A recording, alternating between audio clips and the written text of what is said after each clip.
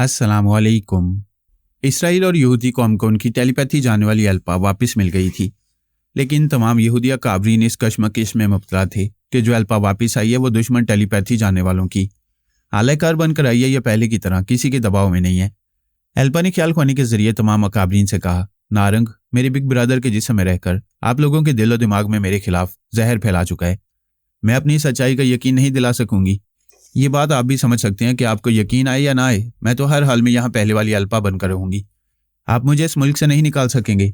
मैं यहाँ तमाम मामलात में मदाखलत करूंगी। आप सब बेबसी से तमाशा देखते रहेंगे। अगर मैं चैलेंज करूंगी कि मैं दुश्मनों की आलाकार हूं, तब भी आप लोग मेरा कुछ नहीं बिगाड़ सकेंगे। फौज के काल अफसर ने कहा, बेशक तुम दुश्मन बनकर भी हमसे गुफ्तगू करोगी तो हम तुम्हारा कुछ नहीं बिगाड़ सकेंगे, और मैं दुश्मन बनकर कभी आप लोगों से गुस्ताखी नहीं करूंगी। एक दिन यकीन दिलाऊंगी कि मैं आप लोगों की वही अल्पा हूं। मैं अपने मुल्क और कौम की वफादार थी, वफादार हूं और वफादार रहूंगी। एक हाकिम ने कहा, तुमने अपनी मौत का ड्रामा क्यों किया था? वैसे हम समझ रहे हैं, तुमने नारंग को ट्रैप करने के लिए वो चाल चली थी। दूसरे हाकिम ने कहा, और जब नारंग मर गया तो तुम वापस आ गई। एक सवाल जहन में पैदा होता है, जिस तरह तुम ड्रामाई अंदाज में मरने के बाद वापस आई हो, क्या नारंग भी उसी तरह वापस आ सकता है? हाँ, वापस आ सकता है, लेकिन उसे मेरे बिग ब्रदर का जिस्म वापस नहीं मिलेगा। वो किसी दूसरे के जिस्म में जाकर एक नई जिंदगी हासिल कर चुका होगा।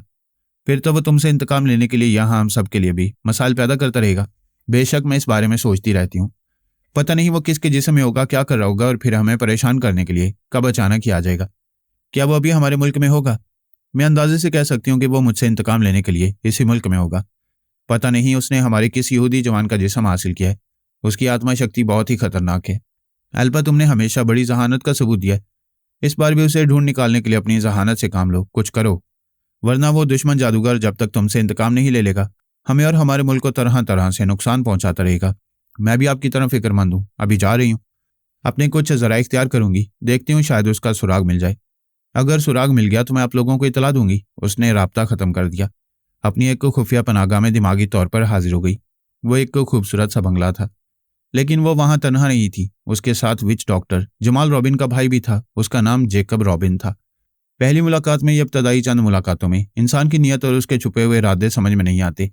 जब वो पहली बार जेकब रॉबिन से मिली तो उसने बड़ी फराख दिली से कहा, आप मेरे दिमाग में आकर मेरे चोर ख्यालात पढ़ सकती हैं। और इसने जब जेकब रॉबिन के चोर ख्यालात पढ़े थे, उसके ख्यालात ने बताया कि वह अपने भाई जमाल रॉबिन की तरह उसका वफादार है और उसकी खिदमत करके दिली मुसर्रतें हासिल करता है। उसके वो ख्यालात पढ़कर अल्पा मुतमईन हो गई थी। उस वक्त ये भूल गई थी कि वो एक विच डॉक्टर भी है। जब वो अल्पा पर ऐसा अमल कर सकता है कि कोई टेलीपैथी जानने वाला उसके दिमाग में ना आए, तो उसने खुद पर भी ऐसा कोई अमल किया होगा कि टेलीपैथी जानने वाले उसके दिमाग में तो आए, लेकिन उसके चोर ख्यालात सही तौर पर ना पढ़ सकें। जेकब रॉबिन के दिमाग के चोर ख्यालात वाला खाना एक भूल भुलैया था। अल्पा वहां पहुंचकर भूल भुलैयों में गुम हो गई थी। जो कुछ उसे मालूम हुआ उससे मुतमईन हो गई। काले जादू के सिलसिले में जेकब रॉबिन अपने भाई जमाल रॉबिन से ज्यादा बाकमाल था। जमाल रॉबिन अल्पा का फर्मा बरदार था और ये जेकब रॉबिन अल्पा का तलबगार था। इसे पहली बार देखते उसके शैतानी इरादों ने कहा, हसीन भी है और उम्र ज्यादा होने के बावजूद भरपूर जवान भी। फिर टेलीपैथी जानती है, मेरे बहुत काम आएगी। इसराइली अकाबरीन यहाँ के ज़ाहिरी हुक्मरान है और अल्पा दरे पर्दा उन सब पर हुक्मरानी करती आ रही है और कई बरसों से वहाँ की बेताज मलका बनी हुई है। ऐसी भरपूर औरत मेरे ज़ेर असर रहकर मुझे मुमलिकत इसराइल का हुक्मरान बनाएगी। उसने ये तय कर लिया था कि जब वो अपने दिमाग को मुर्दा बनवाने आई है तो इस मौके से फ़ायदा उठाना चाहिए। उसने बज़ाहिर दिमाग को मुर्दा करने वाली कील पर कई तरह के मंत्र पढ़कर उसके सर के पिछले हिस्से में से पेवस्त कर दिया था। वो उस वक्त गाफिल थी, ये नहीं जानती थी कि उसके साथ क्या हो रहा है। उसने दूसरी कील पर कई तरह के मंत्र पढ़े थे, फिर इसे भी सर के पिछले हिस्से में पेवस्त कर दिया। वो दूसरी कील अल्पा को उसकी मामूला और ताबे बनाए रखने के लिए थी। वो दूसरी सुबह तक गफलत की नींद सोती रही। जब बेदार हुई तो उसने बिस्तर के करीब जैकब रॉबिन को खड़े हुए देखा। उस वक्त वो बहुत ही खूबरी और पुरकशिश लग रहा था। वो बोली, तुम मेरे ख्वाबों में और ख्यालों में आते रहे और मुझे तड़पाते रहे। मैं तुम्हारे बगैर अधूरी थी। आज मेरी निगाहों के सामने आ गए हो तो दूर क्यों, मेरी धड़कनों से लग जाओ। जेकब रॉबिन ने करीब आकर उसकी बाहों को अपने गले का हार बना लिया। अल्पा पहले की तरह ज़हीन और हाजिर दिमाग थी, पहले की तरह आज़ाद और खुद मुख्तार थी और अपनी खुशकिस्मती के मुताबिक पहले की तरह किसी के दबाव में नहीं थी।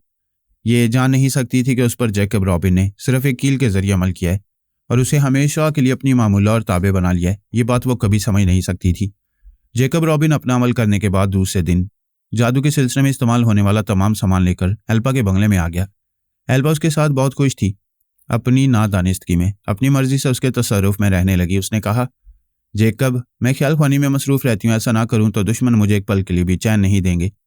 अब तुमसे एक गुजारिश है, तुम अपने जादुई अमल से मालूम करने की कोशिश करो। नारंग मेरे बिग ब्रदर का जिस्म छोड़कर कहाँ छुपा हुआ है, मैं भी उसे तलाश कर रही हूँ। ये मालूम करना ज़रूरी था, वरना नारंग उसकी बेखबरी में अचानक हमला कर सकता था। लिहाजा फिर वो ख्याल ख्वानी के जरिए अपने मुख्तलिफ ज़राए इस्तेमाल करते हुए मालूम करने की कोशिश कर रही थी, और जेकब रॉबिन भी अपने काले अमल के जरिए उसे तलाश कर रहा था। 2 दिनों के बाद इसराइली फ़ौज के आला अफसर ने अपने दिमाग में एक आवाज़ सुनी। हेलो कमांडर इन चीफ, मैं ब्रेन आदम बोल रहा हूँ। आला अफसर ने हैरानी से पूछा, तुम ब्रेन आदम हो? लेकिन ये कैसे हो सकता है? ब्रेन आदम को हलाक किया जा चुका है, हमने उसे पूरे एजाजात के साथ सुपुर्द खाक किया था। फिर तुम कौन से ब्रेन आदम हो? मैं असली ब्रेन आदम हूँ, जिसे तुम लोगों ने दफन किया है वो नकली था। मैंने प्लास्टिक सर्जरी के जरिए उसे अपना हमशक्ल बनाया था ताकि अल्पा धोखा खा जाए। उसे असली ब्रेन आदम यानी अल्पा अपना बिग ब्रदर समझकर उसे हलाक करा दे, और उसने यही किया था। अगर तुम ब्रेन आदम हो तो बताओ ये क्या तमाशा है? एक बार अल्पा मर जाने के बाद जिंदा होकर आ गई है, दूसरी बार तुम मर जाने के बाद जिंदा होने का दावा कर रहे हो। उस आला अफसर ने अपने फ़ोन को तमाम अकाबरीन के ज़ाती फ़ोन से मुंसलिक किया। इस तरह इंटरलिंक के जरिए वो अपने एक फ़ोन से तमाम अकाबरीन तक अपनी आवाज़ पहुंचा सकता था, उनमें से हर एक की बातें सुन सकता था। उसने कहा, इस वक्त ब्रेन आदम ख्याल ख्वानी के जरिए मेरे दिमाग में है। हैरानी की बात यह है कि ब्रेन आदम टेलीपैथी नहीं जानता था, और ये टेलीपैथी के जरिए अपने ब्रेन आदम होने का दावा कर रहा है। नारंग ने कहा, मैं तुम्हारे दिमाग में बोल रहा हूँ, मेरी बातें तुम्हारे जरिए दूसरों तक पहुंच रही हैं। लिहाजा तुम्हें याद दिलाऊं कि मैं टेलीपैथी ना जानने के बावजूद ख्याल ख्वानी के जरिए इस तरह तुम लोगों के पास आता रहा। मेरे पास 2 टेलीपैथी जानने वाले हैं, जिनका जिक्र मैं पहले भी कर चुका हूँ, और पहले भी उनके जरिए तुम लोगों से गुफ्तगू कर चुका हूँ। मेरी ये बात तमाम अकाबरीन तक पहुंचा दो, इसके बाद दूसरी बात होगी। उसने तमाम अकाबरीन को ये बातें बताईं। उनमें से एक हाकिम ने कहा, एल्पा ने और ब्रेन आदम ने हम सबको बुरी तरह उलझा कर रख दिया है। हमारी समझ में नहीं आता हम किसे सच्चा समझें और किसे झूठा।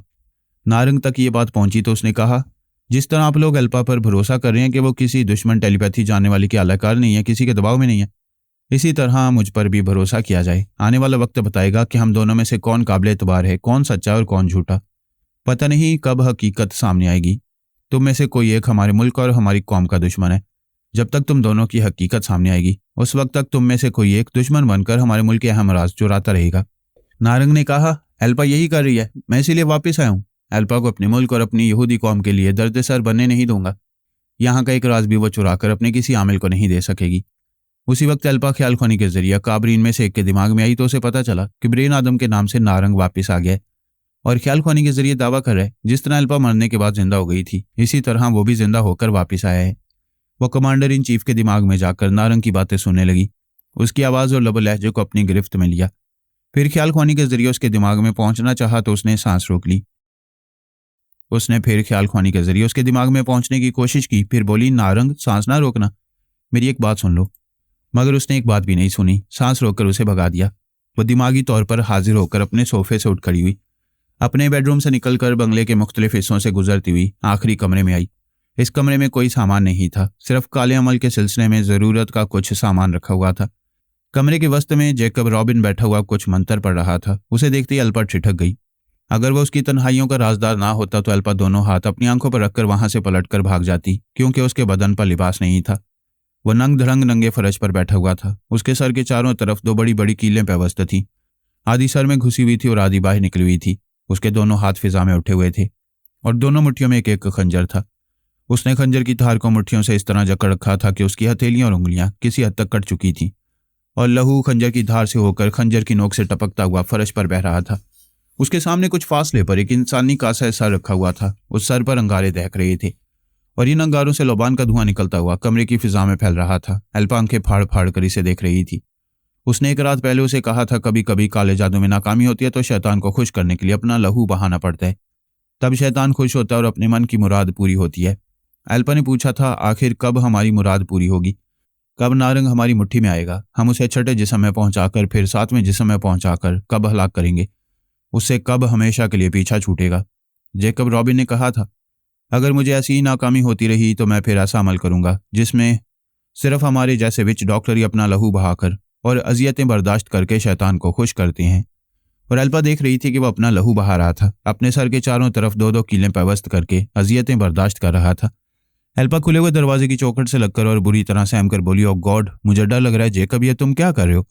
फॉर गॉड सेक, ये अमल ना करो, तुम मर जाओगे, मैं अकेली रह जाऊंगी।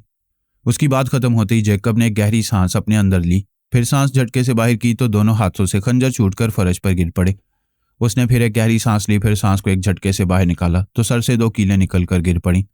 उसने फिर गहरी सांस अंदर ली, फिर एक झटके से सांस बाहर की तो 2 कीलें और निकलकर गिर पड़ी। उसके इस तरह अमल करते रहने से सर की तमाम कीलें निकल गईं। उसने आंखें खोली, फिर अल्पा की तरफ सर घुमाकर देखा। वो आंसुओं से रो रही थी। उसने कहा, तुम बिल्कुल परेशान ना हो, आंसू पोंछ लो।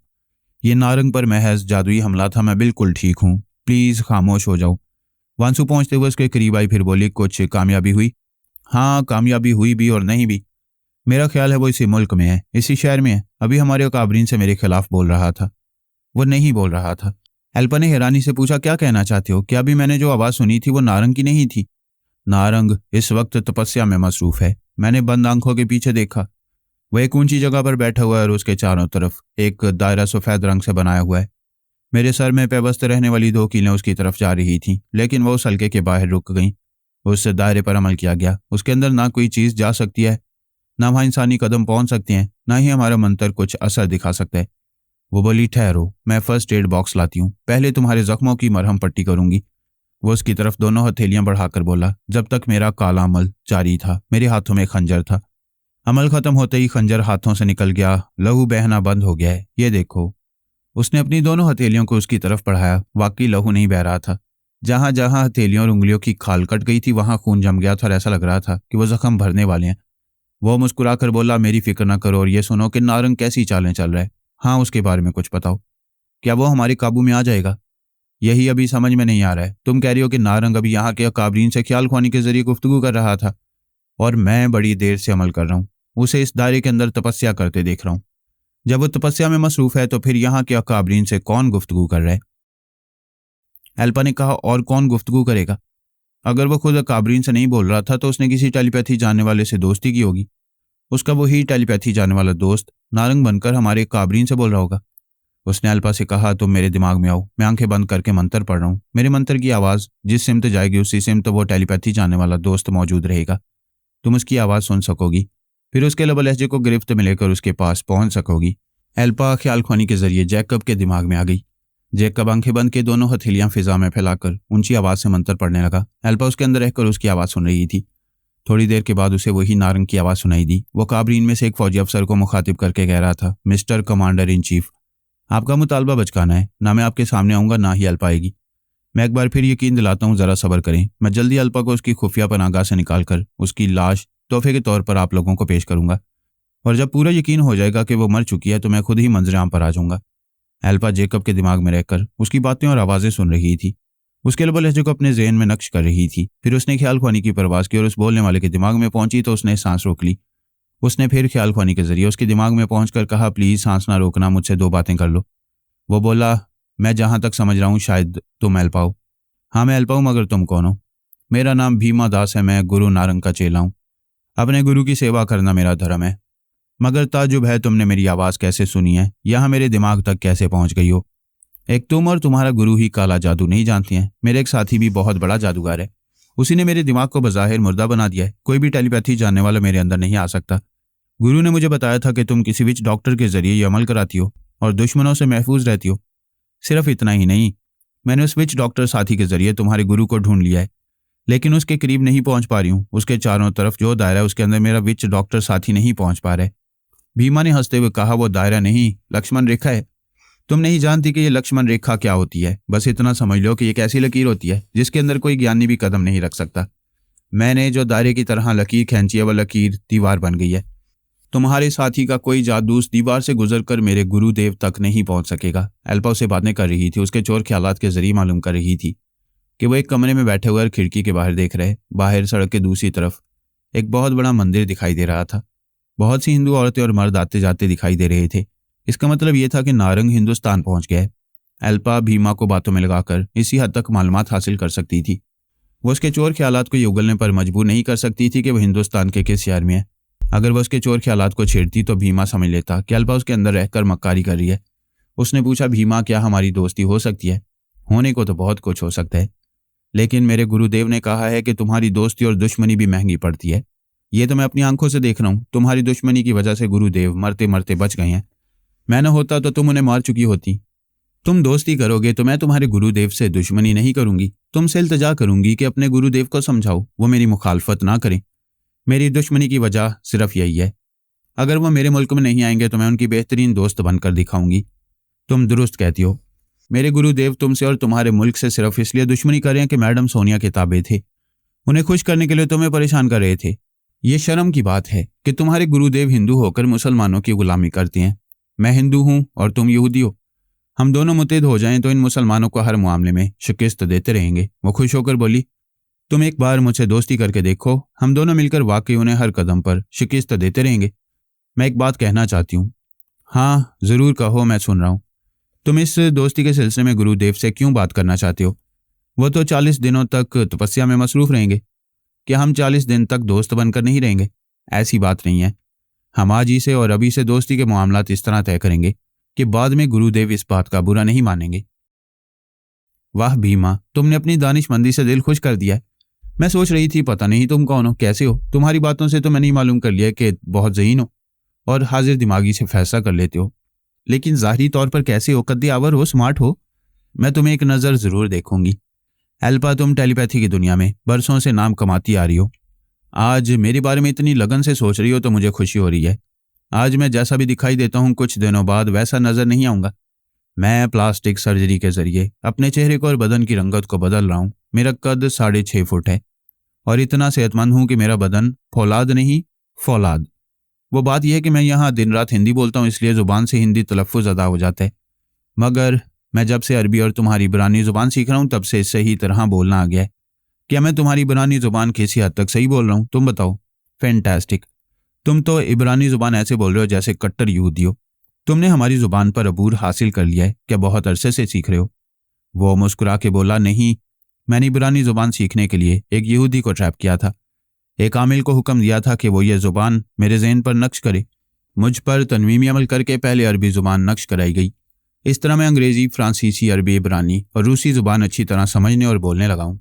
बेशक एक टेलीपैथी जानने वाले को वो तमाम ज़ुबानें सीख लेना चाहिए जो तमाम दुनिया में ज़्यादा से ज़्यादा बोली जाती हैं।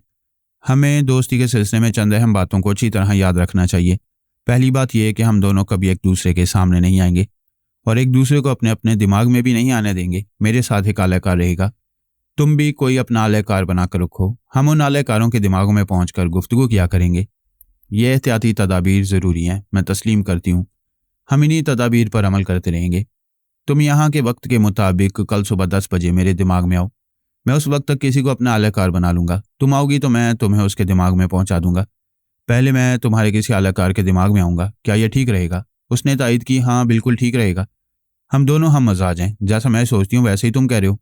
मुझे पूरी उम्मीद है हम दोनों की दोस्ती रंग लाएगी और हम हमेशा कामयाब व कामरान रहा करेंगे। अब मैं जा रही हूँ। कल सुबह 10 बजे तुम्हारे पास आ जाऊंगी। उनका राब्ता ख़त्म हो गया। एल्पा दिमागी तौर पर जेकब रॉबिन के सामने हाजिर हो गई। उसे बताने लगी कि उसने किस तरह नारंग के चेले भीमा दास को शीशे में उतारा है। उसे दोस्ती कर रही है। आइंदा उसकी दोस्ती से बहुत से फ़ायदे उठाने वाली है। दूसरी तरफ भीमा ने फ़ोन के जरिए कहा, हेलो मिस्टर जेराल्ड, क्या तुम चांदमारी पहुंच गए हो? यस सर, मैं आपका इंतज़ार कर रहा हूँ। ठीक है, मैं अभी आ रहा हूँ। उसने फ़ोन बंद किया, फिर अपने रिहायशी मकान से निकलकर बाहर अपनी कार में आकर बैठ गया। इसे ड्राइव करते हुए एक तरफ जाने लगा। 1 बरस पहले तक वो एक मामूली हिंदुस्तानी जवान था जिसने सिर्फ 8 जमातों तक हिंदी पढ़ी थी। इससे ज़्यादा वो कुछ नहीं जानता था। लेकिन टेलीपैथिक इल्म हासिल करने के बाद उसने बहुत कुछ सीख लिया था। कई ज़ुबानें सीखने के अलावा उसने कार ड्राइविंग सीखी थी। सूट नेकटाई पहनकर ऊंची सोसाइटी में जाने और वहाँ के तौर तरीकों को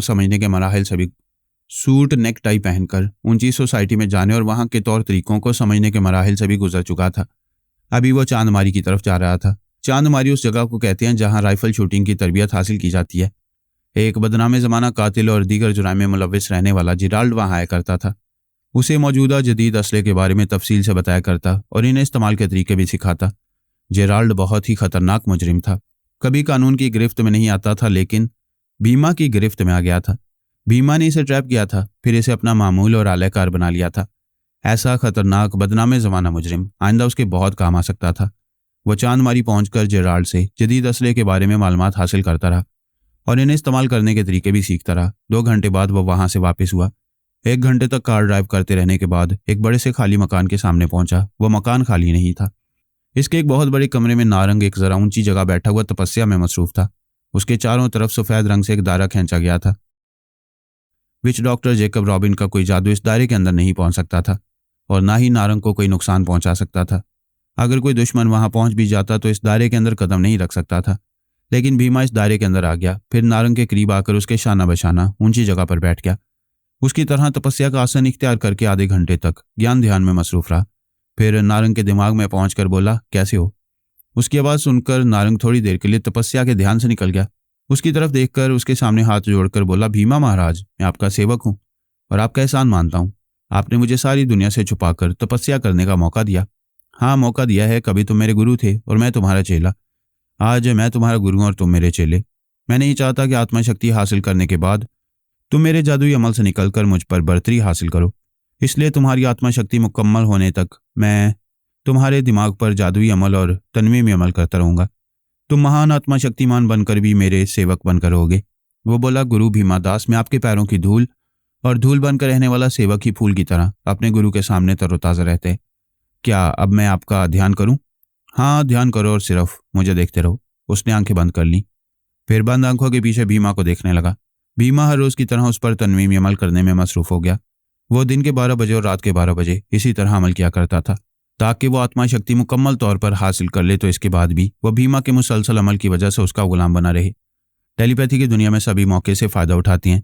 विच डॉक्टर जेकब रॉबिन ने भी मौके से फ़ायदा उठाकर एल्पा को अपनी मामूला और ताबे बना लिया था। उधर भीमा ने भी मौके से फ़ायदा उठाया था। वो नारंग को अपना गुरु मानकर हमेशा अपने ऊपर मुसल्लत नहीं करना चाहता था। इसके बरक्स वो नारंग की टेलीपैथी से और उसकी मुकम्मल आत्मशक्ति से आइंदा फ़ायदा उठाना चाहता था। इसलिए उसने अपने गुरु को अपना गुलाम बना लिया था। उसने नारंग पर अपने एतमाद और इत्मीनान की हद तक अमल किया, फिर उसे अपनी तपस्या जारी रखने का हुक्म देकर वहां से बाहर आया। वहां से कार में बैठकर उस सर्जन की तरफ जाने लगा जो आज उसके चेहरे की प्लास्टिक सर्जरी करने वाला था, और सर्जरी के जरिए उसके दोनों हाथों और दोनों पैरों को गर्दन से नीचे सीने तक के हिस्से का रंग बदलकर उसे गोरा चिट्टा बनाने वाला था। लिबास पहनने के बाद उसके हाथ पैर और गर्दन से नीचे सीने के कुछ हिस्से तक बदन झलक सकता था और इस हद तक झलकने वाला हिस्सा गोरा चिट्टा नजर आता। लिबास के अंदर छुपा हुआ बदन पहले की तरह काला ही रहता। देखा जाए तो अक्सर लोग ऐसे ही होते हैं, ऊपर से उजले और अंदर से काले। बाबा साहब के इदारे में अब्दुल्ला वास्ती नामी एक बुजुर्ग रहा करते थे। उनका वतन जमहूरिया चीन का इलाका लाओस था। वह दीनी और दुनियावी इल्म हासिल करने के लिए मुख्तलिफ ममालिक का सफ़र करते हुए बाबा फरीद वास्ती के इदारे में आए थे। वहाँ का ईमान परवर माहौल देखकर वहीं रह गए थे। बाबा फरीद वास्ती की तालीमात से इतने मुतासिर हुए कि उन्होंने अपने नाम अब्दुल्ला के साथ वास्ती का इजाफा कर लिया था और अब अब्दुल्ला वास्ती कहलाने लगे थे। इस इदारे में जितने बुजुर्ग रूहानियत के मराहिल तय करने के लिए इबादत और रियाजत में मसरूफ़ रहा करते थे, उनमें सबसे पहला नाम अब्दुल्ला वास्ती का था। ये तय पा चुका था कि जनाब तबरेज़ी के बाद जनाब अब्दुल्ला वास्ती को ही बाबा साहब के इदारे का चीनी बुजुर्ग रहनुमा तस्लीम किया जाएगा। जनाब अब्दुल्ला वास्ती एक दिन फजर की नमाज अदा करने के बाद जनाब तबरेज़ी के हुजरे में तशरीफ़ लाए। फिर मुअद्दबाना अंदाज में कहा, आपसे कुछ अर्ज़ करना चाहता हूँ। जैसा कि मैं अपनी पिछली ज़िंदगी के बारे में बता चुका हूँ, उसके मुताबिक मेरा एक भाई और उसके ख़ानदान के अफराद लाओस में थे। आप जानते हैं, कम्युनिज़म की बुनियाद पर चीन में जमहूरियत कायम हो गई। वहाँ के लोग मेहनत, लगन और खुद एतमादी के बायस तरक्की करते चले आ रहे हैं। लेकिन जो लोग कम्युनिज़म के रहनुमा कहलाए थे और जिनके इरादे नेक नहीं थे, वह जमहूरिया चीन से निकलकर लाओस और कम्बोडिया की तरफ चले आए थे। उन्होंने इन ममालिक में इक़्तिदार हासिल करने के लिए आम लोगों पर जुल्म सितम की इंतहा कर दी। वहाँ की ज़राअत, सनत और मईशत को बिल्कुल तबाह कर दिया। लोग फाकों से मरने लगे। बेरोज़गारी से तंग आकर उन्होंने कम्युनिस्ट पार्टी में शामिल होकर हथियार उठा लिए। वहाँ के सियासी हालात ने मेरे भाई और उनके बच्चों पर बहुत बुरा असर किया है। वो खाने और कपड़े के मोहताज रहकर वहाँ से हिजरत करने पर मजबूर हो गए हैं। जनाब तबरेज़ी ने कहा, अल्लाह ताला उन पर रहम करे। आपने उनके बारे में क्या मालूमात हासिल किए हैं? अब वो किस हाल में है? आप जानते हैं, हम रूहानी टेलीपैथी के जरिए दुनियावी मामलात में दिलचस्पी नहीं ले सकते। किसी अहम ज़रूरत के वक्त हमें इजाज़त होती है कि जो दीनदार हैं और जिनके लिए सलामती लाजमी है, हम उनकी कुछ मदद करें। लिहाजा मैंने रूहानी टेलीपैथी के जरिए अपने भाई, उनके बच्चों और दूसरे मुसलमान ख़ानदानों के बारे में मुख्तसर सी मालूमात हासिल की हैं। मुझे मालूम हुआ है कि वो लाओस के शहर डीन बिन फू से हिजरत करके बिन नाम चांद शहर में आए हैं। जनाब तबरेज़ी ने कहा, जब वो वतन छोड़ने पर मजबूर हो रहे हैं तो हमारा फ़र्ज़ है हम उनकी मदद करें और उन्हें यहाँ ले आएँ। वो जिस मुल्क में सलामती से पनाह लेना चाहें, हम उन्हें उस मुल्क तक पहुँचा दें। आपका बहुत बहुत शुक्रिया, मैं यही चाहता हूँ। मुसलमानों की नस्ल के तहफ़्फ़ुज़, सलामती और बका के लिए उन्हें वहां से निकालकर किसी महफूज मुकाम तक पहुंचा दिया जाए। इसमें मुझसे कहने की क्या ज़रूरत है? इस इदारे में आपका एक बुलंद मुकाम है। आप इस इदारे के तमाम टेलीपैथी जानने वालों को हदायत दे सकती हैं। अल्लाह ने चाहा तो हमारे टेलीपैथी जानने वाले उन्हें बाहिफाजत किसी महफूज मुकाम तक पहुंचा देंगे। अल्लाह ताला की मर्जी से आप हजरात ने मुझे यहाँ एक नुमाया मुकाम दिया है। इसके बावजूद आप यहाँ के बुजुर्ग रहनुमा हैं, लिहाजा आप यहाँ के टेलीपैथी जानने वालों को हदायत दें, आपकी नवाजिश होगी। उसी वक्त सोनिया ने हुजरे के दरवाजे पर आकर कहा, मैं आपसे शर्फ बाजियाबी चाहती हूँ। उन्होंने कहा, आ जाओ। वो हुजरे के अंदर आई, फिर दोनों बुजुर्गों को सलाम किया। उन्होंने सलाम का जवाब दिया। जनाब तबरेज़ी ने कहा, तुम बर वक्त आई हो, आओ यहाँ बैठो। वह उनके करीब आकर दो जानू होकर बैठ गई। जनाब तबरेज़ी ने उसे अब्दुल्ला वास्ती के भाई और दूसरे मुसलमानों के मुसाहिब के मुतल्लिक बताया। फिर कहा, वहाँ पारस और पोरस को जाना चाहिए। सोनिया ने कहा, मैं भी कुछ यही कहने आई थी। पारस और पोरस वाशिंगटन के मामलात से फारिग हो चुके हैं, उन्हें किसी दूसरी जगह मसरूफ़ रखना चाहिए। फिर मैं भी फारिग नहीं बैठना चाहती। ठीक है, तुम भी पारस और पोरस के साथ जाओ। खुद को कभी जाहिर न करो कि वहाँ एक खातून टेलीपैथी जानने वाली मौजूद है। आगे चलकर फिर अमेरिका से टकराव हो सकता है। फरहाद से ये मामला तय हो चुका है कि आइंदा अमरीकियों से ना दोस्ती होगी ना दुश्मनी होगी, और हम बाकी उनसे दुश्मनी नहीं करेंगे। लेकिन वो लाओस, कंबोडिया या थाईलैंड में ख्वामखा मदाखलत करेंगे तो फिर उनके मुकाबले पर डट कर रहना ही होगा। पारस और पोरस भी खुद को फरहाद के बेटे की हैसियत से और इस इदारे के टेलीपैथी जानने वाले की हैसियत से कभी जाहिर न करें। हम आपकी तमाम हदायत पर अमल करेंगे। क्या मैं इस सिलसिले में अभी पारस और पोरस को बताऊं? उन्हें अब अमरीका से निकल जाना चाहिए। बेशक तुम उनसे रब्ता करो और जनाब अब्दुल्ला वास्ती के हालात से आगाह करो। सोनिया ने ख्याल खानी की परवाज़ की। फिर पारस और पोरस को बारी बारी मुखातिब करते हुए कहा, तुम दोनों मेरे दिमाग में आओ। वो उसके दिमाग में आए। उसने कहा, इस वक्त मैं जनाब तबरेज़ी और अब्दुल्ला वास्ती के सामने मौजूद हूँ।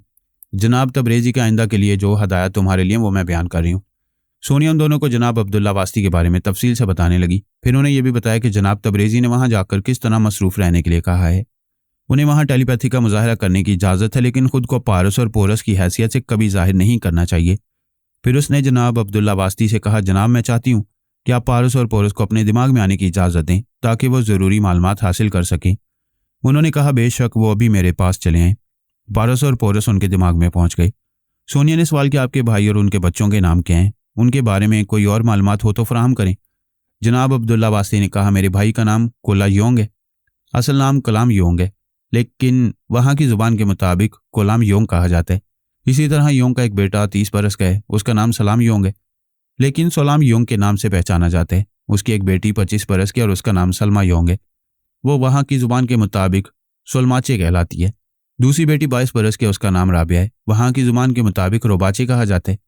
मेरे भाई कलाम योंग ने अमेरिका दरख्वास्त भेजी है कि वो और उसके तमाम बच्चे मुकामी ज़ुबान के अलावा अंग्रेज़ी समझते और बोलते हैं। उनका बेटा मैकेनिक है और बेटी स्कूल टीचर है। उन्हें अमेरिका बुलाकर पनाह दी जाए, लेकिन मैं नहीं चाहता कि वो अमेरिका जाएं। सोनिया ने कहा, आप इत्मीनान रखें, हम उन्हें वहाँ से निकाल लाएंगे और उनकी मर्जी के मुताबिक किसी दूसरे मुल्क में जहाँ सलामती और उन्हें पूरी तरह तहफ़्फ़ुज़ हासिल हो वहाँ पहुँचा देंगे। वो दोनों बुजुर्गों को सलाम करके हुजरे से बाहर आई। पारस और पोरस उसके दिमाग में थे। पारस ने कहा, मम्मा, हम आज यहाँ किसी रूट से रवाना हो जाएंगे, लेकिन इंटरनेशनल फ़्लाइट के मुताबिक हम बैंकॉक पहुँचेंगे। आप क्या चाहती हैं? हमें बैंकॉक से कहाँ जाना चाहिए? मेरी मालूमात के मुताबिक थाईलैंड के शुमाली शहर बानवेनाई में पनाह गज़ीनों के लिए कैंप लगाए गए हैं। अगर कलाम योंग अपने बच्चों के साथ हिजरत करके अपना वतन छोड़ चुका है तो इसी कैंप में आ सकता है। मैं वहीं बानवेनाई में तुमसे मिलूंगी। पोरस ने पूछा, मम्मा, आप इस सिलसिले में और कोई अहम मशवरा देंगी? हाँ, कंबोडिया में एक शख्स है जिसका नाम पाल पोट है। वो कम्युनिस्ट लीडर है, लेकिन एक जाबिर हुक्मरान की तरह पूरे मुल्क कंबोडिया पर मुसल्लत हो गया है और वहाँ तरह तरह के मुजालिम ढा रहे। तुम दोनों उसके बारे में ज़्यादा से ज़्यादा मालूमात हासिल करो। अगर कहीं से मालूमात हासिल ना हो सकें तो फिर मैं तुम्हें बताऊंगी। हम मालूमात हासिल कर लेंगे। पारस और पोरस ने अमरीकी वजारत खारजा के सेक्रेटरी के दिमाग में आकर मालूमात हासिल की कि थाईलैंड के सफ़ीर का नाम और पता क्या है, उसका फ़ोन नंबर क्या है। सेक्रेटरी ने उनकी मर्जी के मुताबिक फ़ोन उठाकर हॉटलाइन पर थाईलैंड के सफ़ीर से रब्ता किया, उससे कुछ बातें की। पारस और पोरस इस सफ़ीर की आवाज़ और लहजा सुनकर इसके दिमाग में पहुंच गए। सफ़ीर के ख्यालात कंबोडिया और वहाँ के मर्द आहन कम्युनिस्ट लीडर पाल पोट के बारे में बहुत कुछ बताने लगे। पाल पोट की कम्युनिस्ट पार्टी का नाम खेम राउज था। इस पार्टी ने जब कंबोडिया के शहर इन लॉन्ग वैंग पर कब्जा जमा लिया तो इसके बाद वहाँ से दहशतगर्दी शुरू हो गई। वो दहशतगर्द अपने लीडर पाल पोट की तरह बहुत ही बेरहम और संगदिल थे। अस्पतालों में जो कमज़ोर मरीज हुआ करते उन्हें उठाकर सड़क पर फेंक दिया करते। पूरी शहरी आबादी को हाँक कर चावल के खेतों में पहुंचा देते ताकि वो कम्बोडिया के लिए अनाज पैदा करें। तमाम स्कूल, कॉलेज, बैंक, दुकानें, कारोबार सब बंद कर दिए गए। जब मुकामी बाशिंदों को उन्होंने सफ़े हस्ती से मिटाने की मुहिम शुरू की तो वह सबसे पहले असातिज़ा, सरकारी मुलाजमीन, साबिक हुकूमत के फौजी अफसरान के अहले खानदान, बीवी और बच्चों को मौत के घाट उतारने लगे। पालपूट इतना जालिम था कि नौज़ायदा बच्चों को चीर फाड़ कर रख देता, लाते मार मार कर औरतों के हमल गिरा दिया करता। जो खेतों से उसके हुकूमत खानों से भागकर पनाह लेने जाते उन्हें पकड़कर गर्दन तक मिट्टी में दफन कर दिया करता। उसने 1600 से ज़्यादा मजदूर औरतों और बच्चों को तफ्तीश के बहाने अजियत गाहों में ले जाकर अजियतें दे देकर मार डाला था। जब उसके पास असलहे की कमी हो गई तो वो गोलियां और बारूद बचाने के लिए अपने कैदियों कर अपने मुखालफिन के सरों पर भारी भारी पत्थर मारकर उन्हें हलाक करा दिया करता। उसके जुल्म और सितम की दास्तान बहुत तवील थी। कंबोडिया के एक एक बूढ़े और एक एक बच्चे की यह ख्वाहिश थी कि उसे कुत्ते की मौत मिले, उसे इस तरह तड़पा तड़पा कर सजाएं दी जाएं और हलाक किया जाए कि वो तमाम डिक्टेटर और फिरौन बनने वालों के लिए इबरत का सबक बन जाए। लेकिन उसके जुल्म और सितम की दास्तान जितनी तवील थी उतनी उसकी मौत की रुदाद भी तवील होती गई। एक दिन अचानक ऐलान हुआ कि पालपूट थाईलैंड के सरहद के करीब पोशीदा पनाहगाह में हरकत कल्ब बंद हो जाने की वजह से मर गया है। ये ऐसी खबर थी कि कंबोडिया के तमाम लोग मायूस हो गए। वो तो उसे कुत्ते की मौत मरते देखना चाहते थे, लेकिन उसकी मौत बड़े ही पुरस्कार तरीके से हुई थी और उसकी मौत मशकूक थी। लोग कहते थे वो कुदरती मौत नहीं मरा है बल्कि उसे कत्ल किया गया है, और ये भी कहते थे कि शायद वो नहीं मरा है, उसे मुशाबियत रखने वाला कोई दूसरा शख्स मर चुका है जिसे पालपूट कहा जा रहा है। कंबोडिया के सरकारी अफसरान ने थाईलैंड हुकूमत से रब्ता किया कि पालपूट की लाश का पोस्टमार्टम कराया जाए और इस लाश को उनके हवाले किया जाए, लेकिन ना लाश का पोस्टमार्टम कराया गया और ना ही लाश उनके हवाले की गई। यह भी इंकशाफ हुआ कि थाईलैंड के फौजी अफसरान तकरीबन 20 साल से खुफिया तौर पर पालपूट की हमायत करते रहे थे और उसे बड़े ही खुफिया तौर पर असलहा वगैरह सप्लाई किया करते। उन अफसरान ने ऐलान किया कि दूसरे दिन उसकी लाश को उसके लकड़ी के मकान में जला दिया जाएगा। जब उस लकड़ी के मकान में उसकी लाश को जलाया गया तो वहां से उठने वाला फलकबोस धुआं कंबोडिया के लोगों ने भी देखा। एक तरह से उसकी मौत राज में ही रही, क्योंकि कंबोडिया में जो पालपूट के हमायती थे ना उन्होंने उसकी आखिरी रसूमात में शिरकत की और ना ही सहाफ़ियों को वहां जाने की इजाज़त दी गई। आखिर में ये बात वसूख से कही गई कि वो अपनी ज़िंदगी में 10 लाख अफराद को कत्ल कर चुका था। पारस और पोरस बैंकॉक पहुंच गई। वहां उन्हें बानवनाई जाना था, जहां पनाह गजीनों के लिए कैंप लगाए गए थे, लेकिन उन्होंने एक शाम और एक रात बैंकॉक में गुजारी। बाजारों में घूम फिर कर मेकअप का सामान खरीदा, फिर अपने होटल के कमरे में आकर अपने चेहरे पर तब्दीलियां की। वहां के लोगों की नाक बिल्कुल चपटी तो नहीं थी, लेकिन जरा दबी हुई थी और आंखों के पोटे भारी हुआ करते। आमतौर पर चेहरे का रंग जर्द हुआ करता। उन्होंने इसके मुताबिक मेकअप किया। दूसरी सुबह उन्होंने स्पीड बोट के मालिक को मुंह मांगी रकम दी, फिर इसमें बैठकर दरियाई रास्ते से बानवेनाई की तरफ चल पड़े। पोरस ने पारस से कहा, हम तकरीबन 15 घंटे बैंकॉक में रहे। इतनी देर में ये मालूमात हासिल हुई कि थाईलैंड की हुकूमत बेशुमार पनाह गजीनों के आने से परेशान है, लेकिन अमेरिका इन पनाह गजीनों में दिलचस्पी ले रहा है। उसकी हदायत के मुताबिक थाईलैंड हुकूमत ने कई जगह इन महाजरीन के लिए कैंप कायम कर दिए हैं। इस तरह ये मालूम हो चुका है कि अमेरिका थाईलैंड के जरिए कंबोडिया और लाओस वगैरह जैसे ममालिक के बदतरीन सियासी हालात में दिलचस्पी ले रहा है। पोरस ने कहा, अमेरिका तो किसी के मामले में भी टांग अड़ाता रहता है। कंबोडिया के पड़ोसी मुल्क वियतनाम में बुरी तरह तारीखी शिकस्त खाने के बाद, वहां से जिल्लतें उठाकर वापस जाने के बाद भी उन्हीं इलाकों में कदम जमाने की कोशिशें कर रहा है। पापा ने इन अमरीकी अकाबरीन से समझौता कर लिया था कि आइंदा उनसे ना दोस्ती होगी ना दुश्मनी होगी, लेकिन वो दुश्मनी के हालात पैदा कर लेते हैं। कहाँ दुनिया के एक सिरे में अमेरिका और कहाँ दुनिया के दूसरे सिरे के करीब ये मशरकी बईद है। लेकिन अमरीकी अकाबरीन को बैनुल अक़वामी पुलिस बनने का बहुत शौक है, इसलिए वो दुनिया के हर मुल्क के ज़ाती मामलात में टांग अड़ाने के लिए पहुंच जाते हैं। पारस और पोरस बानवनाई में पहुंच गए। वहां पहुंचते उन्होंने ख्याल खानी के जरिए सोनिया से रब्ता किया, फिर कहा, हम इस शहर में पहुंच गए हैं, आप कहाँ हैं? मैं रेफ्यूजी कैंप की तरफ जा रही हूँ, तुम दोनों वहां चले आओ। वो दोनों एक रिक्शा में बैठकर वहां पहुंचे, फिर ख्याल खानी के जरिए अपनी ममा के करीब होते गए। जब वो दोनों सोनिया के सामने पहुंचे तो एक दूसरे को देखकर हंसने लगे, क्योंकि सोनिया ने भी वैसे ही मेकअप किया था जैसे वो लाओस या कंबोडिया से ताल्लुक रखने वाली कोई औरत हो। वैसी ही नाक दबी हुई थी, नथनों के अंदर छोटी सी स्प्रिंग रखी गई थी जिसकी वजह से नाक फैल गई थी। ऊपरी हिस्सा जरा नीचे दब गया था, आंखों के पपोटे भी भारी दिखाई दे रहे थे और चेहरे का रंग कुछ जर्द सा हो गया था। उसने दोनों बेटों से पूछा, कुछ मालूमात हासिल हुई? इस हद तक कि अमेरिका यहाँ भी पहुंचा हुआ है और यहाँ आने वाले बेशुमार महाजरीन से दिलचस्पी रह रहा है। इसका मतलब साफ साफ समझ में आ रहा है कि कहीं ना कहीं हमसे टकरा होगा। हाँ, वो तो बैनुल अक़वामी पुलिस है, कहीं ना कहीं उससे झड़प होती रहती है और होती रहेगी। ये रेफ्यूजी कैंप देख रहे हो, यहाँ तकरीबन 45,000 पनाह गजीन थे, कुछ कम हो गए हैं और भी मजीद कम होने चाहिए। हालांकि लाओस और कंबोडिया में कम्युनिस्टों का जोर कम हो गया है, वहाँ उनकी मुकामी हुकूमतें कायम होने के आसार पैदा हो गए हैं। इन महाजिरों को अपने वतन वापस जाना चाहिए लेकिन नहीं जा रहे हैं। पारस ने कहा, ऐसी क्या बात है, आपने कुछ मालूम किया है? इसी कैंप से कई महाजिर खानदान शुमाल की तरफ अपने मुल्क लाओस वापस गए थे, लेकिन वो या तो कहीं गुम हो गई या उनकी लाशें सरहदी इलाकों में पाई गई हैं। क्या थाई हुकूमत इन पुरस्कार अगवा और कत्ल के सिलसिले में नोटिस ले रही है? मैं दरिया के उस पार वाले शहर नोंग खाई में गई थी, वहां भी इतनी ही मिकदार में पनाह गजीन मौजूद हैं। वो भी ये कह रहे थे कि थाईलैंड के चंद फौजी अफसरान पालपोर्ट के हमायती थे। उन्होंने उसकी लाश अपने कब्जे में रखी थी और उसकी आखिरी रसूमात अदा की थी, किसी को देखने नहीं दिया। अब शुबा पैदा हो रहा है कि पालपोर्ट मुर्दा नहीं जिंदा है, वो कहीं रूपोशी की जिंदगी गुजारे। जो लोग उसकी मुखालफत करते हुए कंबोडिया छोड़कर थाईलैंड में पनाह लेने आए थे, उन्हें थाईलैंड के फौजी अफसरान के जरिए कत्ल करा रहा है या अगवा करा रहा है, फिर तो मामला संगीन है। हम उन चंद फौजी अफसरान के दिमागों को कंगालना शुरू करेंगे तो हकीकत सामने आ जाएगी। पारस ने पूछा, आपने कलाम योंग और उसके बच्चों के बारे में कुछ मालूम किया? मैं जनाब अब्दुल्ला वास्ती के दिमाग में रहकर उसके भाई कलाम योंग के दिमाग में पहुंची थी। उनके जरिए उनके बच्चों की भी खैरियत मालूम की। वो भी अपनी पूरी फैमिली के साथ वापस लाओस जाना चाहते थे, लेकिन सरहद की तरफ जाने वालों की लाशें पाई जाती हैं, इसलिए उन्होंने वतन वापस जाने का इरादा तर्क कर दिया। उनका रुक जाना उनके हक में बेहतर हो रहा है, वरना वो भी सरहदी इलाके में मारे जाते या उनकी जवान बेटियों को अगवा कर लिया जाता। पोरस ने सोनिया के दोनों हाथों में दो बड़े बड़े भरे हुए बैग देखकर पूछा, इनमें क्या है? सर में लगाने का तेल है, कंघी है, टूथपेस्ट, नहाने और कपड़े धोने के साबुन और दूसरी बहुत सी ज़रूरत की चीज़ें। कुछ बिस्कुट, टाफियाँ वगैरह हैं। जो लोग महाजिर कैंप में आते हैं वो इसी तरह का सामान लाते हैं और इन महाजरों में तकसीम करते हैं। तो फिर चलें हम भी तकसीम करें। मैंने ख्याल खोनी के जरिए मालूम किया कलाम योंग और उसकी फैमिली कौन से कॉटेज में है, हम सीधे वहाँ चलेंगे। वो सीधे उसी कॉटेज के सामने पहुंचे। कलाम योंग की छोटी बेटी बैठी हुई बातें कर रही थी। अंदर दो मर्दों के लड़ने झगड़ने की आवाज़ सुनाई दे रही थी। सोनिया ने एक लड़की से पूछा, तुम्हारा नाम क्या है? उसने जवाब दिया, सोलमाचे सलमा, और ये मेरी छोटी बहन रोबाचे राबिया है। यानी बड़ी बहन सलमा उनसे मुखातिब थी और उसकी छोटी बहन का नाम राबिया था। सलमा ने कहा, शायद आप हमारे लिए कुछ ज़रूरत की चीज़ें लाए हैं। अगर हमारी मुकामी ज़ुबान समझते हैं तो अंदर की आवाज़ें सुनिए। मेरा बड़ा भाई मेरे बाप से इस बात पर लड़ रहा है कि हमारे डैडी ने हमें यहाँ लाकर भिखारी बना दिया है। रेफ्यूजी कैंप में जो भी आते हैं हमारी ज़रूरत की चीज़ें खैरात करके चले जाते हैं। सोनिया ने कहा, यह खैरात नहीं है, खैर सगाली के जज्बे से हम ये ज़रूरत की चीज़ें दे रहे हैं। बुरे वक्त में किसी की मदद करने का मतलब ये नहीं है कि उसे खैरात दी जा रही है। यही डैडी मेरे भाई को समझा रहे हैं, मगर उसकी समझ में नहीं आता है। उस वक्त एक जवान मर्द गुस्से से बाहर आया, फिर सोनिया और पारस और पोरस को देखकर रह गया।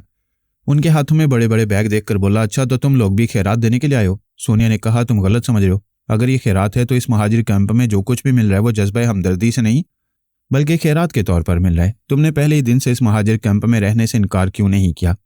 मैं पहले ही दिन से इनकार करता आ रहा हूँ। अच्छा, इनकार करोगे तो कहाँ जाओगे? मैं जवान मर्द हूँ, खुद अपनी मेहनत से कमा सकता हूँ और अपने पूरे खानदान को खिला सकता हूँ।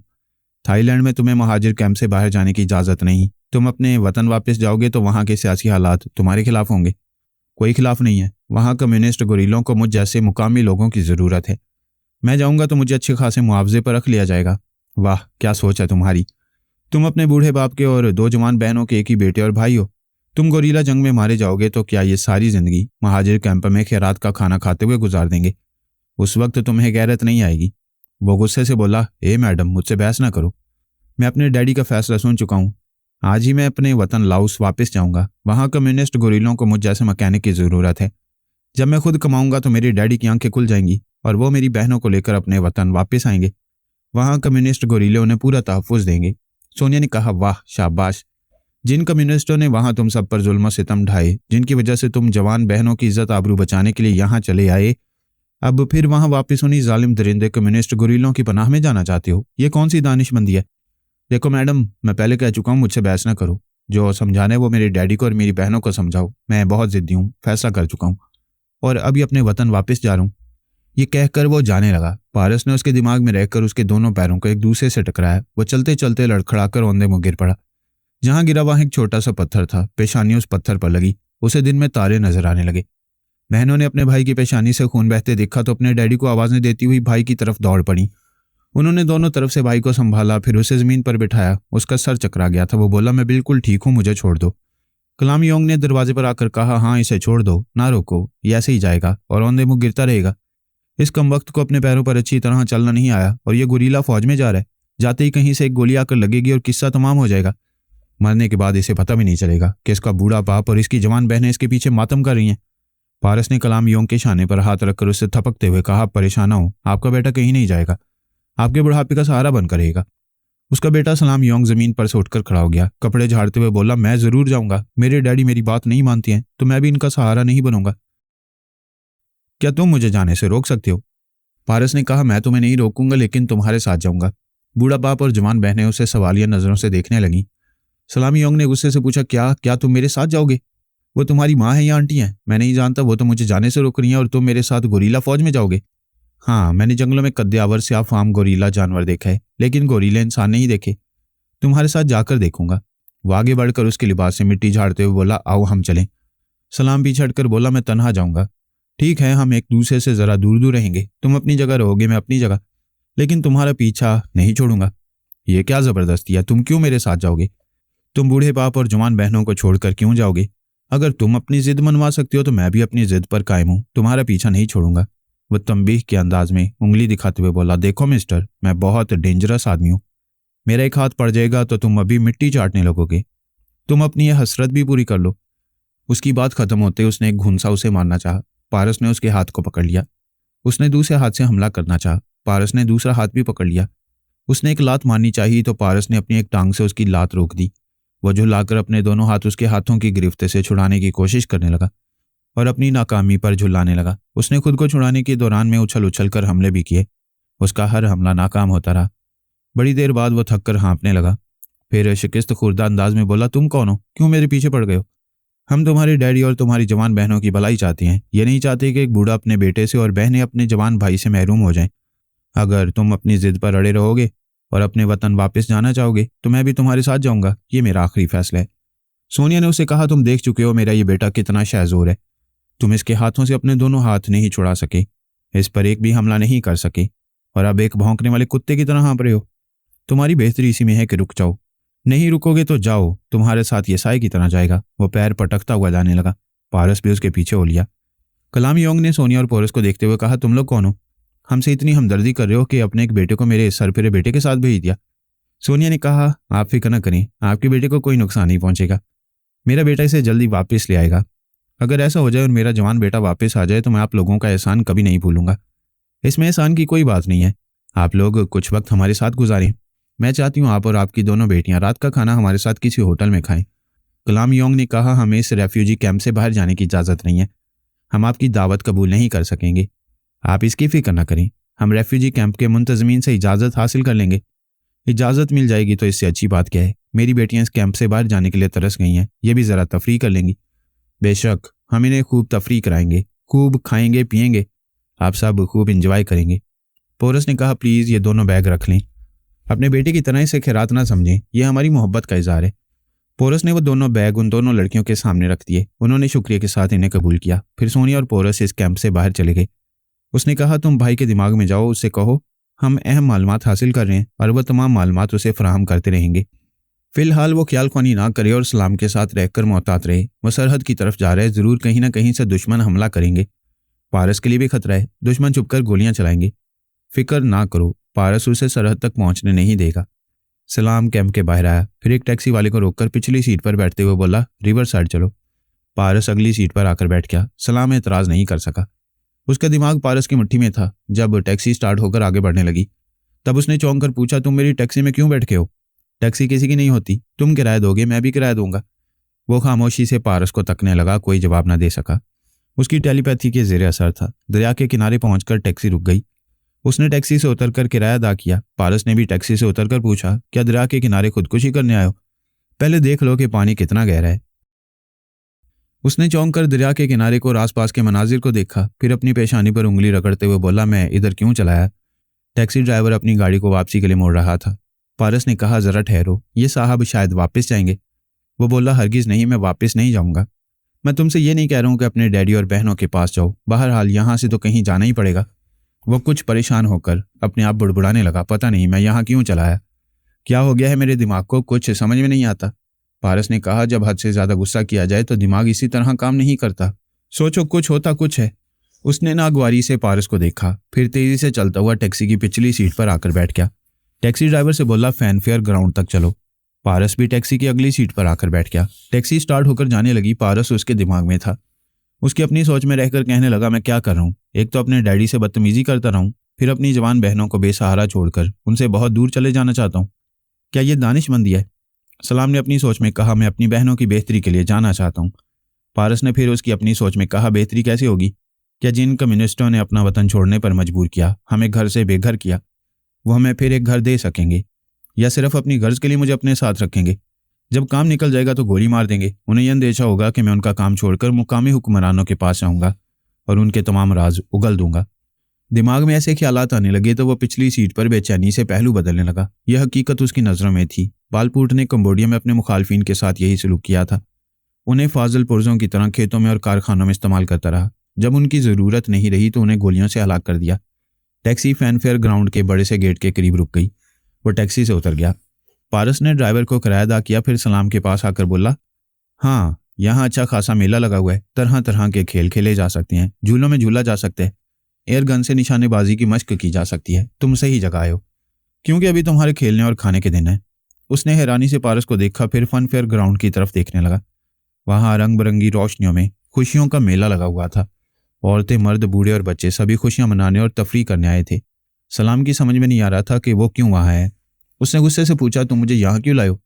पारस ने हैरानी से कहा, ताजुब है, तुमने खुद टैक्सी ड्राइवर से पहले कहा कि दरिया के किनारे जाना चाहते हो, फिर वहां ड्राइवर से कहा कि यहाँ फन फेयर ग्राउंड में आना चाहते हो।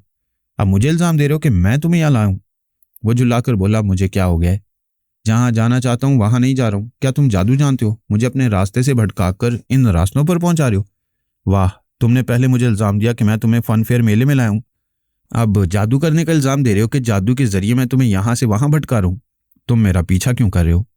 तुम गलत कह रहे हो। मैं टैक्सी में आगे बैठकर आता रहा हूं, तुम पीछे बैठे रहते हो, पीछा तुम करते हो। बकवास मत करो, तुम यहाँ खड़े रहोगे। मैं तन्हा टैक्सी में बैठकर जा रहा हूँ, खबरदार मेरे साथ ना आना। वो तो मैं आऊंगा, तुम्हारी डैडी से और तुम्हारी बहनों से कह चुका हूँ। तुम्हारी हिफाजत करूंगा और तुम्हें उनके पास कैंप में वापस लाऊंगा। उसी वक्त एक फौजी जूनियर अफसर 3 फौजी जवानों के साथ वहां आया, फिर बोला, तुम रेफ्यूजी कैंप से बाहर क्यों आए हो? जो लोग इजाजत के बगैर कैंप से बाहर जाते हैं वो चोरी की वारदात करते हैं या लाओस और कंबोडिया के कम्युनिस्टों से मिलकर तकरीबी कार्रवाइयां करती हैं।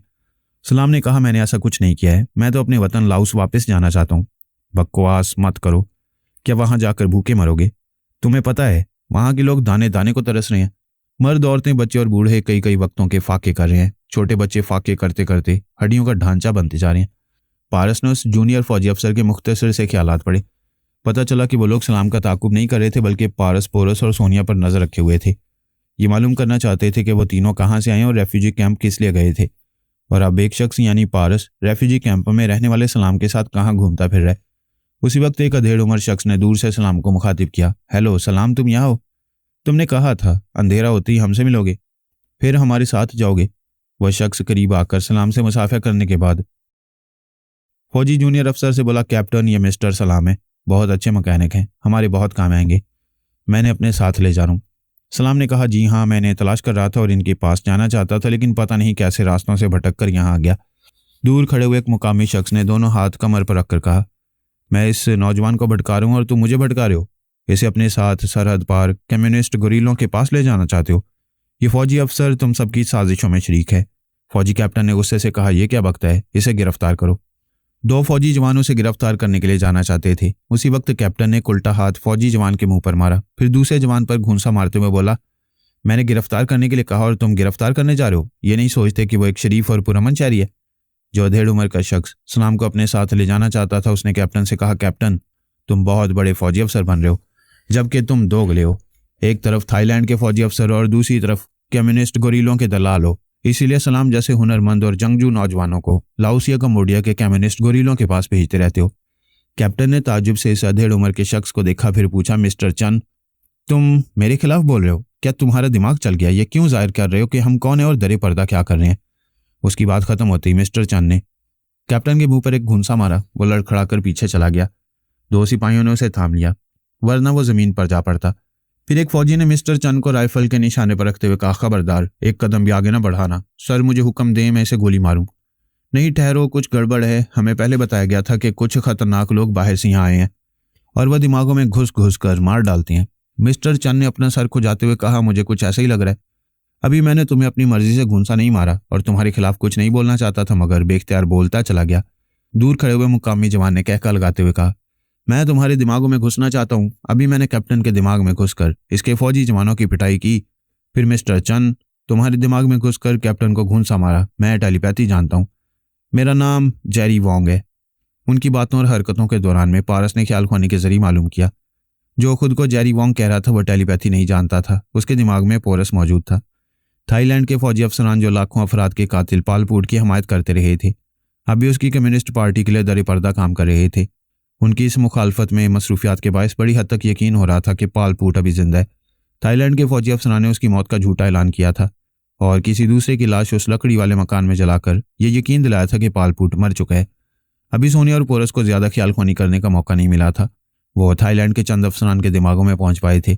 उनसे इसी हद तक मालूमात हासिल की थी कि पालपूट शायद कहीं रूपोश है और उसी के अहकामात के मुताबिक लाओस और कंबोडिया से आने वाले महाजरीन पर बड़ी खामोशी से जुल्म किया जा रहा है।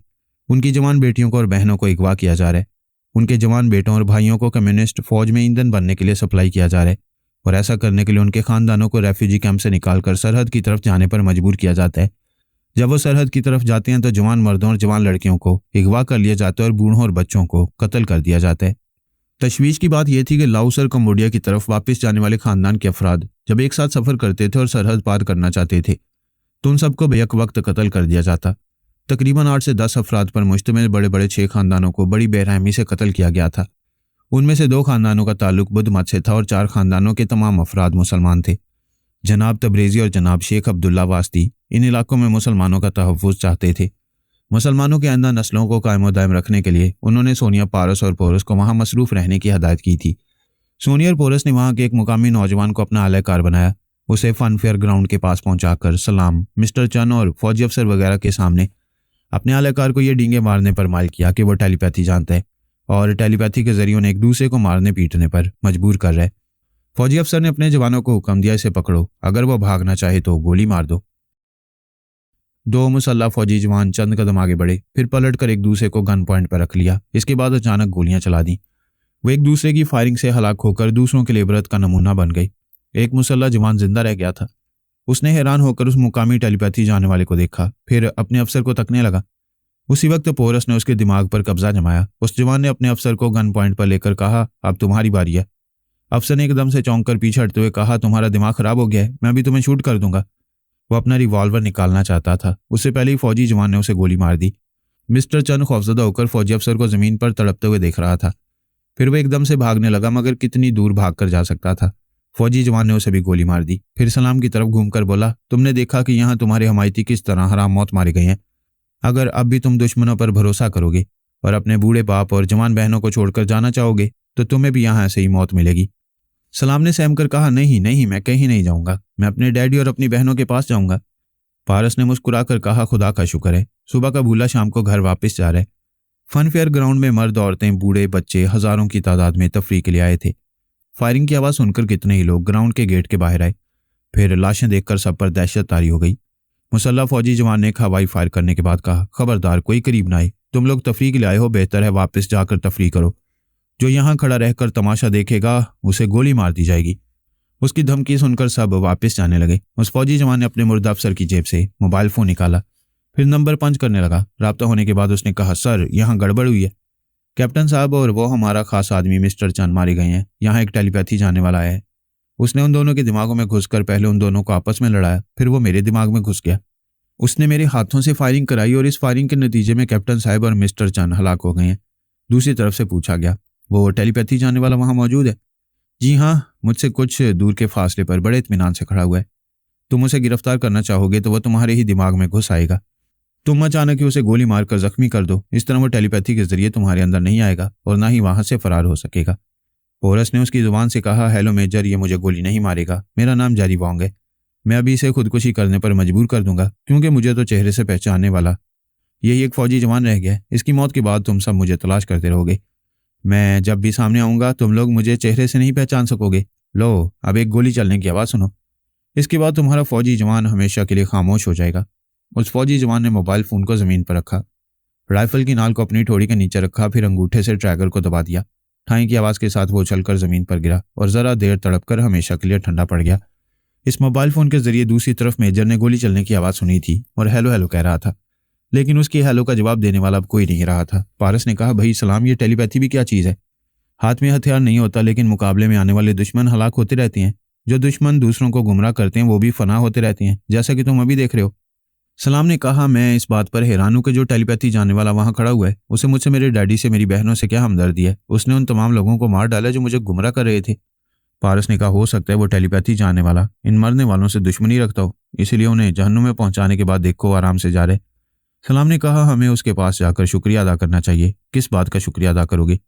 मैंने कहा ना, उसकी और उन मरने वालों की आपस में दुश्मनी थी। उसने तुम्हारी खातिर ये सब नहीं किया है। उस टेलीपैथी जानने वाले को भूल जाओ, ये बड़े खतरनाक होते हैं। चलो, तुम्हारे डैडी और तुम्हारी बहनें इंतजार कर रही होंगी। वह सर झुकाकर पारस के साथ कैंप की तरफ जाने लगा। टेलीपैथी की दुनिया में कोई किसी का नहीं होता। ये इल्म जानने वाले बज़ाहिर एक दूसरे से दोस्ती करते हैं, हमदर्दी करते हैं। इसके साथ ही अंदर जड़ें काटने की कोशिश करते रहते हैं। भीमा 12 बरस की उम्र से नारंग का चेला था और दिन रात उसकी खिदमत करता रहता था। नारंग खुद कहा करता था कि उसके तमाम चेलों में भीमा सबसे ज़्यादा वफादार और सबसे ज़्यादा गुणी है।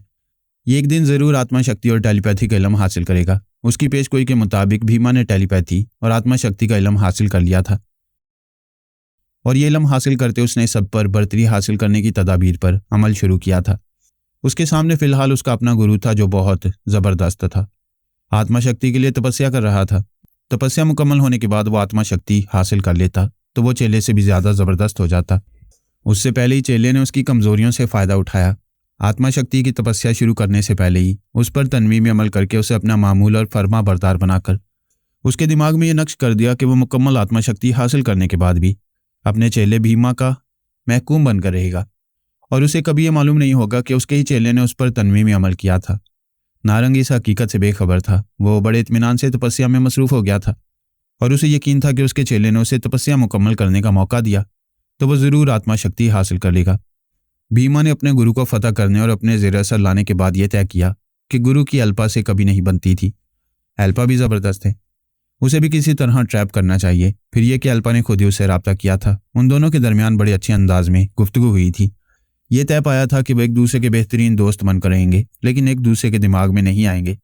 इस तरीक़ेकार के मुताबिक उन्होंने अपने एक आलेकार के दिमाग में पहुंचकर बातें की। भीमा ने कहा, मैडम अल्पा, आपसे पहली बार ही गुफ्तगू करके मुझे ऐसी खुशी हुई है कि मैं बयान नहीं कर सकता। आपने टेलीपैथी की दुनिया में बहुत कमाल किया है। बरसों से इसराइल की तनहा टेलीपैथी जानने वाली रही हैं। तनहा कितने ही दुश्मनों से मुकाबला करती रही हैं। इस तरह अपने मुल्क और कौम की खिदमत करती रही हैं। आपका जवाब नहीं है। मैं आपकी ज़िंदगी से, आपकी जिद्दोजहद से बहुत कुछ सीखना चाहता हूँ। वस्ती भी बोली, तुम मुझे आसमान पर चढ़ा रहे हो। यहूदी कौम की खिदमत के सिलसिले में जिस तरह तुम मुझे सराह रहे हो, उसी तरह तुम भी काबिल तारीफ हो सकते हो। अभी तुमने टेलीपैथी की दुनिया में इब्तदा की है। अगर मेरी तरह खुददार रहोगे, तनहा रहोगे और मेरे ताउन पर एतमाद करोगे तो बहुत जल्द एक नुमाया मुकाम हासिल कर लोगे। मैडम, आप मेरे दिल की बात कह रही हैं। मैं किसी शक व शुबे के बगैर आप पर एतमाद करना चाहता हूँ। मुझे बताएं कि ऐसा किस तरह मुमकिन है। जब तक अपना दिलो दिमाग माइल ना हो, उस वक्त तक मुझ पर एतमाद नहीं कर सकोगे। मेरा दिल आपकी तरफ माइल है। अगर दिल को कबूल कर लेंगी तो दिमाग भी माइल हो जाएगा। तुम इशारतन इश्क व मोहब्बत की बात कर रहे हो। खुल कर बोलो। आप समझ तो गई हैं, और क्या बोलूं। अगर हम दोनों एक साथ हो जाएं तो एक दूसरे के सामने आ सकते हैं और लाइफ पार्टनर बनकर एक दूसरे के साथ ज़िंदगी गुजार सकती हैं। अगरचे तुम बहुत बड़ी बात कह रहे हो, लेकिन मेरे हालात के मुताबिक कह रहे हो। मैं बरसों से तन्हा हूँ। अब शिद्दत से समझ रही हूँ कि मेरी तन्हाई के सबब दुश्मन मुझ पर हमले करते रहते हैं। हाल ही में तुम्हारे गुरु नारंग ने मुझ पर बड़े सख्त हमले किए थे। मुझे मेरे ही मुल्क में परेशान किया। उस वक्त मुझे तन्हाई का एहसास हुआ था। सोचती थी कि काश मेरा कोई मददगार होता तो गुरु नारंग की इतनी जुर्रत कभी ना होती। बेशक आपके ख्यालात आपको इस तरह सोचने पर मजबूर करते होंगे। आपको इस सोच के मुताबिक मेरी पेशकश कबूल कर लेनी चाहिए। मैं इनकार नहीं करूँगी, लेकिन आखिरी फैसला करने के लिए मुझे वक्त चाहिए। मैं हर पहलू से गौर करूँगी, फिर किसी नतीजे पर पहुँचूँगी। बेशक आप 1-2 दिन नहीं, 1-2 हफ्ते, 1-2 महीने गौर करें और इस दौरान में मुझे भी आजमाती रहें। मैं यकीन के साथ कहता हूँ कि आप मुझे बेलौस और बेगर्ज साथी पाएंगी। अगर मेरा फैसला तुम्हारी ख्वाहिश के मुताबिक हो और मैं तुम्हारी बीवी बनकर ज़िंदगी गुजारने के लिए राज़ी हो जाऊँ तो हमारी मुलाकात कैसे और कहाँ होगी? तुम जहाँ कहोगी वहाँ होगी। मुझे अपने मुल्क इसराइल आने के लिए कहोगी, मैं आ जाऊँगा। मैं तुम्हें आने के लिए कह सकती हूँ, लेकिन नहीं कहूँगी। हमारी जो लाइफ पार्टनरशिप होगी वो राज में रहेगी। मैं अपनी यहूदी कौम को नहीं बताऊँगी। यहाँ के अकाबरीन एतराज़ करेंगे, इसलिए तुम यहाँ नहीं आओगे। इसका मतलब है तुम मेरे पास हिंदुस्तान आओगी। जब साथ जिंदगी गुजारनी है तो मैं तुम्हारे पास आऊंगी, लेकिन इस तरह के 2-4 दिन तुम्हारे साथ रहा करूंगी, फिर अपने मुल्क वापस आ जाया करूंगी। इस तरह यहाँ कोई मेरी कमी महसूस नहीं करेगा, किसी को पता नहीं चलेगा कि मैं कहाँ जाती रहती हूँ। इस तरह मैं भी राजदारी से इसराइल आ सकता हूँ, 2-4 रोज तुम्हारे साथ गुजार कर राजदारी से वापस जा सकता हूँ, किसी को पता नहीं चलेगा। हाँ, ऐसा भी हो सकता है। कभी मैं तुम्हारे पास आया करूंगी, कभी तुम मेरे पास आ जाया करोगे। मैं 2-4 दिनों में अपना फैसला सुनाऊंगी, कोई बात नहीं। मैं 2-4 दिन तक बड़े सब्र से इंतजार करूंगा। अब मैं चलती हूँ, तुम्हारे और अपने मामले पर संजीदगी से गौर करूंगी। Okay, see you again. वो राब्ता खत्म करके अपने सोफे पर से उठ गई, फिर कमरे से निकलकर बंगले के मुख्तलिफ हिस्सों से गुजरती हुई उस कमरे में आई जहां जेकब रॉबिन जादुई अमल में मसरूफ रहा करता था। वो उसके पास आकर बैठ गई। उसने पूछा, क्या खबर है? क्या भीमा से बातें कर रही थी? हाँ, वो बेवकूफ़ का बच्चा पहले तो दोस्ती करना चाहता था, आज खुलकर कह रहा है कि मुझ पर मर मिटा है, मुझसे शादी करना चाहता है।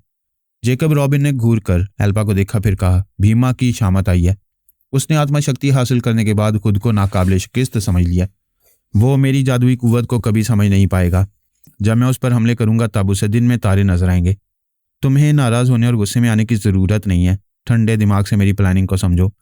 मैं अपनी एक डमी उसके सामने पेश करूंगी। तुम अपने जादुई अमल से उस डमी को मुकम्मल अल्पा बनाओगे, यानी भीमा को यह मौका नहीं दोगे कि वो अपने जादुई अमल से डमी की असलियत मालूम कर सके। ये तो मैं कर लूंगा। उसका बाप भी डमी की असलियत मालूम नहीं कर सकेगा। लेकिन अहम मसला यह है कि तुम्हारी डमी टेलीपैथी नहीं जानती होगी। ख्याल ख्वानी का मसला रहेगा। अगर भीमा तुम्हारी डमी से यह फरमाइश करे कि वो उसके दिमाग में आए तो डमी उसके दिमाग में नहीं जा सकेगी। ऐसे वक्त क्या करना चाहिए, ये एक मसला है। अगर मेरी मातहत कोई टेलीपैथी जानने वाली होती तो मैं उसे डमी बनाकर भेज देती। अब तो मैं 2-3 दिन के लिए उसके पास जाया करूंगी, तो मुझे 2-3 दिनों तक डमी के दिमाग में मौजूद रहना होगा। लेकिन दिन रात उसके दिमाग में किस तरह मौजूद रह सकती हो? मैं कोशिश करूंगी कि ज़्यादा से ज़्यादा उसके दिमाग में रहूं और भीमा को हमारी चालबाजी का ज़रा सा भी शुबा ना हो। वो दोनों टेलीपैथी के मसले पर गौर करने लगे। उनकी प्लानिंग अच्छी थी, लेकिन यही एक कमजोरी रह गई थी।